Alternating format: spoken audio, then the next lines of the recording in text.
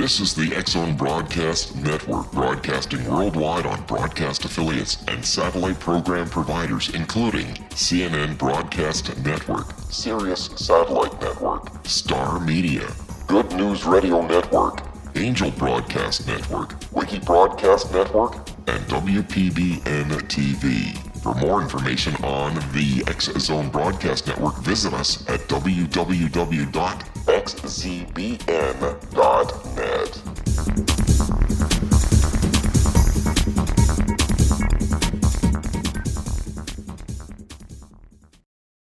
And welcome back, everyone. My name is Rob McConnell, and yes, we're still in the X-Zone, coming to you from our studios in Hamilton, Ontario, Canada. Worldwide, toll-free, 1-800-610-7035. Email xzone@xzoneradiotv.com. On MSN Messenger, xzoneradiotv@hotmail.com. And our website, www.xzoneradiotv.com.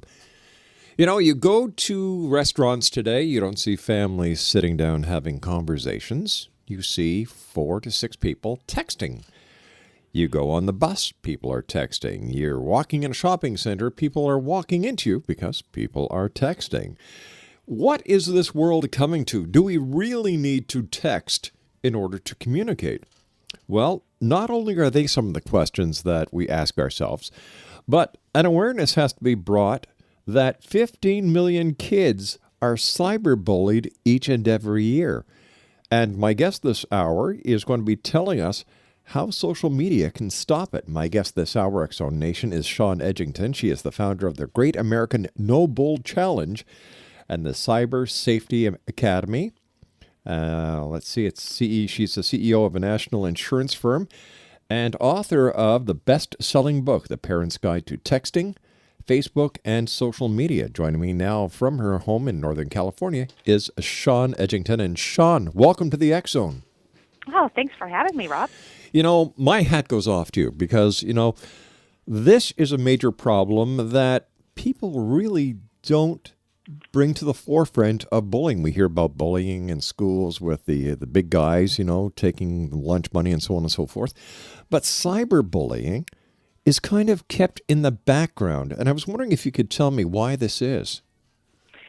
Well, I think really if you were to go to any school and talk to them and ask them what their 3 biggest issues are today, they are going to say that bullying, and of course now bullying today includes technology, the use of technology, and it's one of the biggest problems. And for some reason, as us adults, we just never thought it was that big of a deal, even when it was happening to us when we were younger, because it was almost like it was a rite of passage. Everyone pretty much got bullied, and we knew how to get away from it. And, you know, I knew how to get away from my bully. I mean, she was on my bus, so, you know, I could avoid the bus or, you know, get off before her or what have you. So, you know, things are different now with technology, and, you know, like you said, kids are, you know, they're on their cell phone now, whether they're texting now, they're on Facebook, they're tweeting, they are constantly connected 24/7. And so if someone has got it out for your child, like they actually did have it out for my daughter, it's easy for them to do it 24/7, you know, every minute of the day, and it doesn't stop from the moment they wake up to the moment they go to bed. Do you think that texting and cell phones should actually be allowed in the schools? You know, I do. I am a huge proponent of technology. I believe that, you know, for the most of us, we all use technology responsibly, for the positive, right? And responsibly, correct. And we use it to benefit we do research or we communicate more often. And, you know, it is unfortunate that, you know, some people use it to target, you know, their, you know, whoever it is that they fall out of favor with that day or that week or that month. And really, my goal is to help our youth really learn how to deal with that, because the problem is that it is pretty new, and we have yet to teach in our schools how to, you know, how to defend yourself and how to prevent it from happening, and also what to do when it is happening. What are the steps to take? And so, you know, that's my goal with the Great American No Bull Challenge, is really a youth-led movement, so that they become really aware that they do have choices and options, and that they've got to stick up for their peers. All right, we've got to take a commercial break. Please stand by. X-Zone Nation, our guest this hour is Shawn Edgington. Here's a couple of websites, www.nobelchallenge.org and www.ShawnEdgington.com. And we'll be back on the other side talking about the Great American No Bull Challenge here on the X Zone as we continue from our studios in Hamilton, Ontario, Canada. Don't go away. We'll be back in.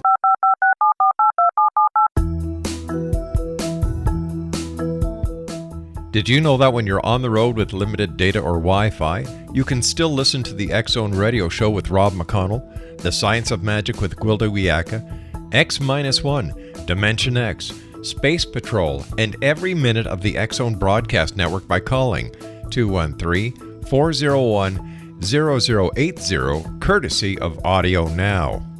No smartphone, app, or internet needed. It saves your data plan and it's free if you have unlimited minutes.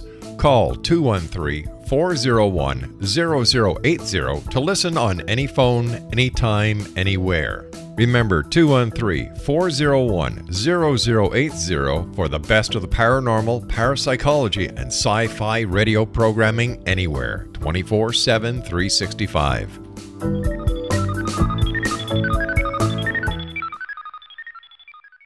We're talking about texting this hour, Exonation. Our guest is Shawn Edgington. We're talking about the No Bull Challenge, the Great American No Bull Challenge. And before we get back to Shawn, I'd just like to say that, texting is even part of the media these days, because during the X Factor, they were actually getting people to text in their messages on who their favorite judge is and so on and so forth. And I kind of laughed yesterday when I found out that Simon Cowell had fired Nicole, Paula Abdul, and Steve Jones. I never could understand what he was doing there. Nobody ever knew who he was. Paula Abdul, what was she doing there in the first place? And I think the only reason Simon got rid of Nicole was because she was keeping him a little bit too honest for his like. But anyway, it's going to be interesting to see what happens. But really, the kicker was that the X Factor only got to the highest point of 12.2 million viewers at the peak of their broadcast last season, whereas American Idol slam-basted them on their very first show this year. So there you go. It's all a matter of numbers. But let's get back to the issue at hand, texting. All right, first of all, Shawn, what is the Great American No Bull Challenge? Yeah, so the Great American No Bull Challenge is the largest student-led campaign to fight bullying and cyberbullying in America this year, and next year is going to be global. So unfortunately, Canada, next year it's your turn. And the annual campaign really inspires America's 25 million teens to stand up and come together to eliminate bullying from their lives. And they're going to do this by creating videos, 2 to 5 minute videos geared with an anti-bullying message. So and while they're creating these videos, they get to learn, what cyberbullying is, what effects it has on it, because they have to learn in order to create a video. And it's a competition, a really big competition, where students will be, competing for $25,000 as just the first level prize, including a trip to Sundance Film Festival, and their video is going to be submitted to Sundance Film Festival. So, iPads, laptops, scholarships. The school gets an anonymous text-a-tip program, which, by the way, one of our sponsors up there, Guest Assist Campus, has actually got a big Canada presence. And what they do is they help schools provide tools to their students so that if they have a friend in need or that needs support, they can anonymously text a message into administration, hey, my friend's drinking, doing drugs, getting bullied, they're talking about suicide, whatever it is. It's just a great tool for kids because, let's face it, they're all texting all the time, and so it's easy for them to reach out and ask for help anonymously as well. Well, why are we looking at this texting as such a phenomenal thing? When I was going to school, we didn't have these electronic gizmos. If we needed to make a phone call, you had to wait till recess or after school, and you carried a dime with you. Yeah, you're right. Things have changed, and we have 800 million users on Facebook too. And what was Facebook 7 years ago? It was a experiment in a dorm. Sure, so, but we also have to ask ourselves if Facebook really is necessary. I don't think it is. Well, define necessary. Well, what is if you're talking about to a 15-year-old child, they're going to say it's necessary. Well, all right, it depends on who you ask. All right, but what is the main use that the kids use Facebook for, or texting, to communicate when they should be learning, where they should be paying attention in class? And I applaud the schools that put bans on cell phones and texting equipment during class. Well, yeah, they're not. No schools allow their students to text and use Facebook during class for the most part, unless it's like a video class, something where they're using the mode of technology within the subject matter. But for the most part, they're not allowed to do that. But unfortunately, they're so good at texting and Facebooking, they can do it pretty much blindfolded in their jacket pocket. All right. So how do you think this challenge is actually going to change the bullying? Well, what we're doing is we're secretly educating our students on the repercussions of bullying, and it's the long-term social and mental, effects that kids are going through as a result. Now, some kids take it to the far extreme and they attempt suicide or they commit suicide, and we're hoping to get to the kids, especially the ones that have dealt with a serious bullying situation, and no one. See, what happens, Rob, is that when you're getting bullied on Facebook. It's pretty bad because you could have 500, 1,000 people witnessing it day in and day out, okay? And so pretty soon what happens is kids start to think, you know what, maybe I should listen to this person who's telling me that I don't deserve to live and that I'm just ugly and that I'm, every bad name in the book, and why should I continue on? What's my existence worth? And so what happens is when you see these things over and over and over again, I mean, you're in media. When things are written down, it's different than when it's said out loud. And, when people start seeing things written down, they start to believe that it's true. Wait a sec. In my book, the internet is the biggest septic receptacle ever created by mankind. Yep. I mean, it definitely. So I don't take, I take very little of what I see on the internet at face value unless it's from a credible source. Yeah, but you're an adult and you have that, you have the experience behind you, and teens just don't have that yet. They don't have that wherewithal and that maturity yet to go, you know what, this isn't even true. It's so what if it's on the internet? It doesn't matter. Well, they believe everything they see. Well, isn't that the responsibility of the parent to make sure the child knows what they're doing before they're allowed to, to me, this is another electronic babysitter that's entered the child's life. Yeah, I mean, you're exactly right. The problem is that, just 2 years ago, when the whole thing came down with my daughter, who was physically threatened, her life was threatened, she was stalked on Facebook by text message. It was bad. I was one of those clueless parents. I did not know what was happening until it was just far gone, and things go viral in a matter of, hours. So, and that is really why I wrote The Parent's Guide to Texting, Facebook, and Social Media, because I wanted every parent out there to realize what they need to do as far as parenting around technology, because if you don't know, you can get caught literally with your pants down. And it's a tough thing, and most parents think, oh, it's no big deal, and I don't need to really do anything here, but they're wrong, because half of America's teens are bullied using technology. And I hate to say it, but it's the parent is part of the solution. I'm sorry, the parent is part of the problem by giving the child a piece of technology that they have not taught the do's and don'ts with. You're absolutely right. That's one of my big things. It's kind of like handing a child a knife when they're 5 and saying, "Go ahead, cut the tomato." Exactly. You got to teach them how to do it. You got to teach them how to drive a car. All these things can be weapons if they're used the wrong way. So tell me, what are some of the signs that parents should look for? I mean, they need to look for if their child all of a sudden starts pulling back from their social activity. If they start, I could tell, like with my daughter, first of all, she came home in tears. So it wasn't like she was trying to hide it. But they're emotional wrecks when it comes to when they're staring at their phone and they're on Facebook or they're texting. Their grades slip, possibly. With my daughter, her grades did not slip, so that really wasn't a warning for us. But really, you've gotta start talking to your kids about this. You've got to start bringing up the conversations and talk about other things that are happening to other kids in the media. I mean, there's plenty of stories out there, whether it's sexting or cyberbullying or safety online from online predators. All of that stuff are all things that you can talk about and use it as a life lesson for your child to understand what to do and what not to do, when they're using technology. What are some of the preventative things or suggestions that you have for parents who may have children who are being cyberbullied, or maybe they have a neighbor whose child is being cyberbullied? Yeah. Well, a neighbor, it could just be anywhere in the globally these days, But the most important thing is to talk to your kids about how to block those kids. I mean, you block them on Facebook, and then on top of that, really important is they need to know how to block a cell phone number. So anyone who's texting them, they can call your wireless provider, and you can block that cell phone number. And the other thing, too, is talk to your kids about standing up and reporting those who, like, let's say it is a neighbor who's getting picked on. You've got to stand up for that child, because it's very well possible that child cannot stand up for themselves. They don't have the ability to. They just can't do it for whatever reason. They haven't gone to their parents because they're embarrassed, and they don't want their parents to confiscate their technology. So it's up to our youth to really start standing up for those that are getting picked on. Why isn't this being taught in the school systems?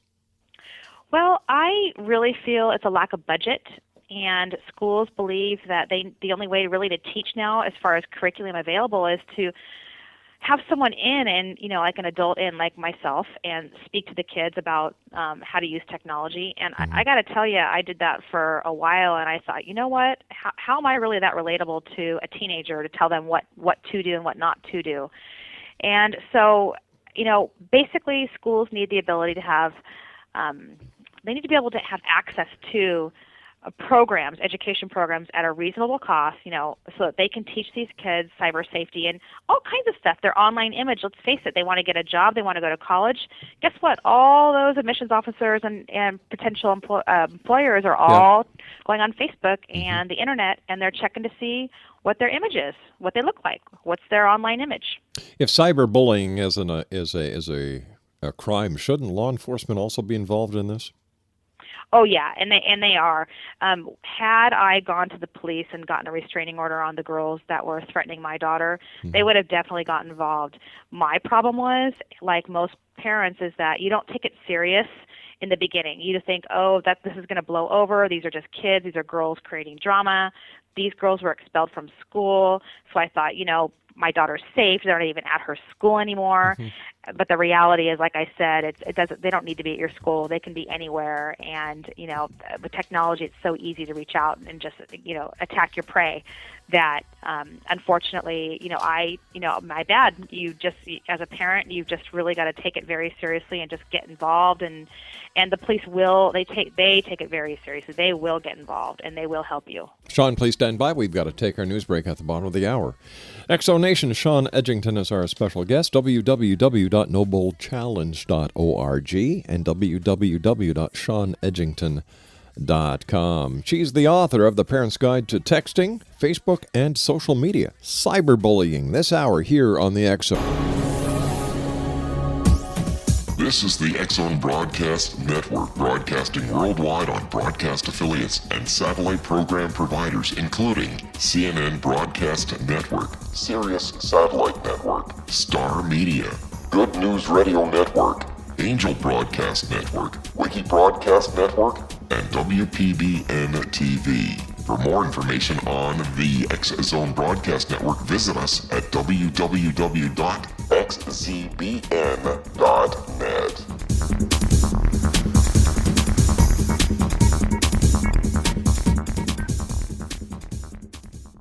Cyberbullying is the topic this hour on the X Zone. My name is Rob McConnell. My special guest is Shawn Edgington. Her websites, www.nobelchallenge.org and www.shawnedgington.com.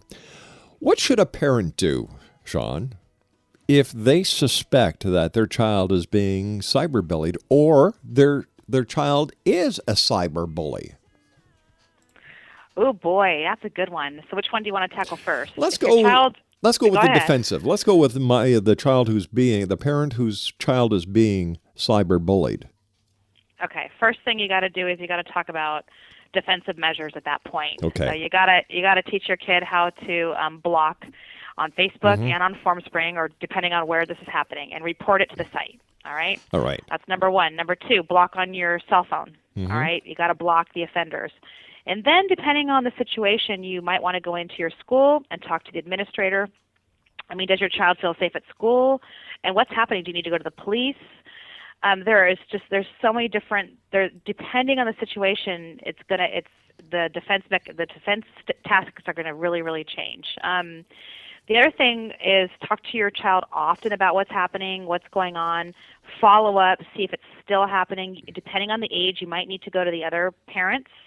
For me, my daughter was 16. I could not go to the other parents. That was not even, she was a senior in high school, wasn't going to happen. We did go to the school, however, and they were not able to do anything about it because the girl was expelled. So, again, that was a situational a situation for us that the school administration could do nothing about it. She didn't want to drive her car anywhere because they knew that they were after her car. So, I mean, she almost was physically beaten up. They said they were gonna kill her when they found her at a certain location at a certain day, and she avoided that. And really, these kids have got to, really lean on their friends for help and support, because a lot of times they're the ones that know what's going to happen ahead of time if something like that's going to happen. So communication is king. The other thing is, before you allow your child to have access to Facebook or your cell phone, make sure you go through the rules, set your boundaries, and the consequences if they break them. I mean, anyone who's under 13 should not have a Facebook account. It's against the rules, and we've got 7.5 million children under 13 on Facebook. I would imagine it's rather hard for the people at Facebook to police this. Oh, gosh, it's impossible because the teens, or I should say the tweens, they're lying about their age when they make their account. And often what I find out is, I do a lot of 5th grade assemblies, and 70% of these 10 and 11-year-olds have Facebook accounts. And then when you ask them how many of their parents know they have a Facebook account, like 1 or 2 hands go up. Wow. So the thing is they have cell phones and they can access their Facebook on their cell phone. They don't need to do it on a computer in front of their parents anymore. And so their parents aren't even aware they have a Facebook account. But doesn't this raise the question once again as to whether or not kids really need these smartphones? Yes, it sure does. And in fact, I'm a huge proponent on another defensive measure, is if you get your child a cell phone, first of all, you've got to, and they're young, you've got to eliminate their ability to send a photo or a video, because Smart move. and it's free to do that, and there is so many, you just call your wireless provider on that, because there are so many children that end up receiving a sexually explicit photograph, like 39%, to give you an idea how many receive it. Yeah, and then also they might forward it to show someone, look what I got, or what have you, but that's distribution of pornography and illegal and chargeable. So you don't want your child to accidentally, forward, something like that, or receive anything like that, or send anything like that. So just disable it, and they can't do it. How's your daughter doing now? She's okay. She's still got some repercussions. One of the girls just came forward a few weeks ago and apologized and said they really needed a scapegoat for someone they want someone to blame for them getting expelled from school. And so they picked her. They came to school drunk like 3 times in a row. Wow. So they were expelled from school, and they wanted someone to blame. And she was a class officer and a cheerleader, and she had, 100 best friends. They chose her. And, so that just kind of goes to show you that this can happen to any child. There's no stigma or, no child is immune, is what I'm trying to say. It can happen to anyone and the reality is the majority of these attacks go unreported to parents, teachers, and the authorities. So, I mean, let's face it, it's something that we all need to pay a lot of attention to. What are the kids using Facebook for? They're using it to see what's going on with their friends, to read their status updates, to look at photographs, to watch videos, to send them a message, and You mean these things can't actually be done in person while they're at school? Oh, they can be done at person in school, but this is how it's. Let's face it. I just saw a video last night, and it was, you don't have 893 friends. Maybe you have 4 friends. And those 4 friends are the ones that you talk to and the ones that you trust. But do you really trust those 893 friends that you have on your Facebook? I mean, let's face it. We don't know them. We don't, especially when you're a teen, it's impossible for them to know 893 friends. But aren't the parents the ones who are actually putting the gun in the hands of the kid? Oh, absolutely. Like I mean, I'm sorry. I'm sorry. I don't personally condone giving a child a cell phone. I really don't. It makes no sense to me as a parent and as a former police officer. It makes no sense. You're asking for trouble. What you're doing is you're saying, all right, you can do all these things that I really don't want you to do, but you're going to do them away from home, so I don't know about it. So I'm shedding my responsibility of being your parent. Right, and I noticed that you have a daughter as well. It sounds like she's a little younger. And I got a phone call or an email, from a parent up in Utah, and his 8-year-old daughter had received a sex request on her cell phone. And so my first question is, what does an 8-year-old girl have a cell phone for? A smartphone, clearly. And then secondly, oh my God, she got a sex request at the age of 8 from an 8-year-old boy in her class. And, it's if your child is too young to talk about sexting and all those things, then they're too young to have a cell phone. So if you're going to give them the cell phone, you got to sit down and set the rules and talk about all those things you're probably not ready to talk about. Once again, we don't have to give them what they want. And don't have to give them what they want, and especially at such a young age. I mean, and are they paying for it? Because most parents are paying for the phone and for the service. Sure. So, my daughter got her cell phone, I believe, at 14, which is really, I mean, the average age these days is like 11 and 12. That doesn't mean it's right just because the average age is 11 or 12. No, it does not mean it's right. And if you have a circumstance where you do have to have a child with a cell phone, like let's say you're a working mom, a single mom, and you have 3 jobs, and you need to get a hold of your daughter after school or your son after school, fine, then don't get them a smartphone, or get them a phone. If you get them a smartphone, then limit the things they can do on it besides just call. That's possible. Once again, maybe I'm old school, but if you've got a child that is that young that needs that type of supervision, if you cannot be home as mom because there are so many social responsibilities these days, including paying for your kid's cell phone, then why not have the child go to an aunt, an uncle, someone who is a responsible adult to take care of the child? Because even if the child is alone at home with a smartphone, with a telephone, with a computer, a lot of things can go wrong. Well, yeah, and what I hear is parents use it more for when their child is, waiting to be picked up after a sport of some sort at school where they're not at home with a phone.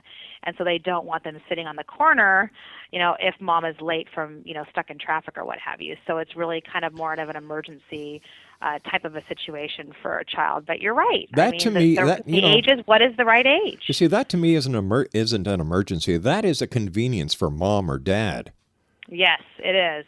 It's absolutely a convenience, and that's why you don't give them a phone that has ability to do everything besides make our coffee in the morning. And if you do, then you better restrict it internally. There's ways to do that. You can restrict all of their access if you feel like you want them to have a way to get to you if there is an emergency. Well, I still say the best way to get through any emergency is drop a dime in a phone and call 911. Yeah. I mean, I'm also a big believer of the GPS technology that a cell phone has. But that makes me laugh because so many people in today's society are paranoid that the government knows where they are because of the chips in their credit cards, their driver's license, this, that, and the other thing, and yet they don't realize that their telephones can be tracked as GPS location devices as well. Oh, yeah, and that's one of the things that I warn parents, because Facebook has the ability now to check in wherever you're standing. And if you have a 13-year-old on Facebook and they're checking in when they're at Starbucks or at the local movie theater, and they have a lot of strangers in their network, which almost all of them do, then here you are showing every stranger in her network what she looks like, that she's standing alone, or where she is, and that is just, as you know, you're a police officer, that is just crazy. All we're doing is we're inviting trouble. And what really upsets me is that modern technology is being used by parents as electronic babysitters, and it's a way for them to, in my opinion, to shun their responsibilities. Yeah, I mean, I think I missed that boat because my children are now 19 and 17, so I never used technology for my children to babysit. But I'm not. You could be right. It could be more video games and what have you. But all video games now have that social aspect where they all connect with people all around the world. And there is so much bullying and crazy stuff happening through like Wii and PSP games that I don't even want to talk about that. That is a whole different big mess that these boys are getting propositioned and talked to by strangers that are in another country even. Okay, so what, if I understand what we're saying to be correct, is that not only does cyberbullying happen with cell phones and smartphones, but also on the games, the Wii games, and other forms of technology that kids are using. Yep, it sure does. And so, and sometimes, often parents don't even realize that these things are connected, that they're connected to the internet, and they're basically an online forum. Innocently enough, it was supposed to be where you could play whatever, chess or war games with someone, in another country or across the street. It wouldn't matter.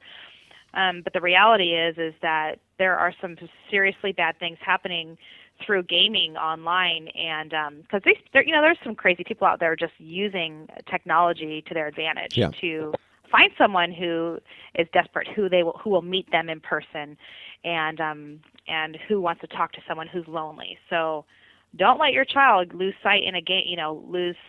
Lose sight in a game, because there's bad stuff going on there too. What are the manufacturers and what are the providers doing to curtail cyberbullying, whether it's on a Wii game or whether it's on a smartphone? Well, I don't know what they're doing. I think I think it's the parent responsibility to make sure that either A, it doesn't connect to the internet, or B, they've talked to their kids about allowing strangers and what to do when someone approaches them through a game. I do know that regarding the challenge, the Great American Noble Challenge, we've got sponsors like Formspring and Facebook involved in our campaign, because they do believe that bullying is a problem on social networks, and that is not what their network was built to be, and that they are 100% behind anything that has to do with teaching kids how to stand up and how to defend and how to react, and also to become just more aware of what can happen online. So how has the response been by kids to your challenge? It's been really amazing. We've got just, especially the teachers too, we've got hundreds and hundreds of kids that have registered to create their video. They have from now until March 14th to create this 2 to 5 minute video. And we've got some videos in where we've got 50 kids in one video participating. And, it's a lot of them, they make you want to cry because they're just so sad. But these kids they're brilliant. They know how to send a message in a very powerful way using video. They all love using video. And so we feel like we're using the arts, in a positive way to help create change at a grassroots level. I mean, we understand that if we're going to have youth, if we want the youth to change in the way they react to bullying and the way they handle bullying, then they're the ones that are going to have to learn about it and know what to do. It's not really going to be us, hammering it down and telling them what to do and what not to do. Yes, it helps, but they've got to understand also what happens and what the repercussions are. All right, Shawn, stand by. You and I have to take our final break for this hour. Exo Nation Shawn Edgington is our special guest. www.nobullchallenge.org and www.shawnedgington.com. I don't know. I'm so happy I grew up in the era that I did. I know. So much easier. It's so much easier. You and I.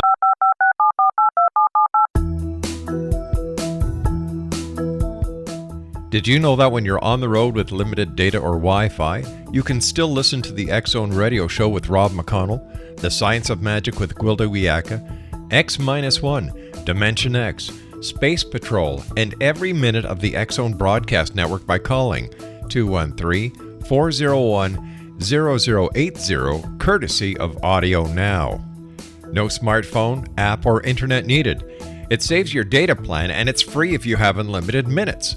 Call 213-401-0080 to listen on any phone, anytime, anywhere. Remember 213-401-0080 for the best of the paranormal, parapsychology, and sci-fi radio programming anywhere, 24/7, 365.